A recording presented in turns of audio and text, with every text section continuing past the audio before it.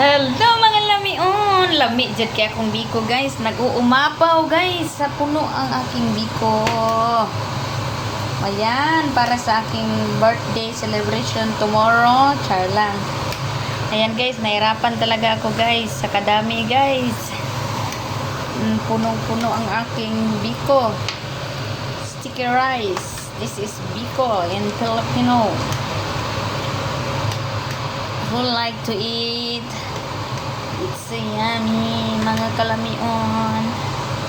Grabe, oh.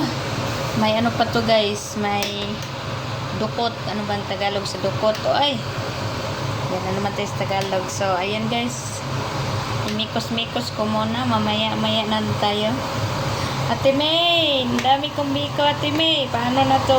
Yan. Ready na daw Maricel ang mga ano nyo, baunan mo bukas. Yan na, dami ko sinadya. 2 kilos to, 2 kilos na sticky rice.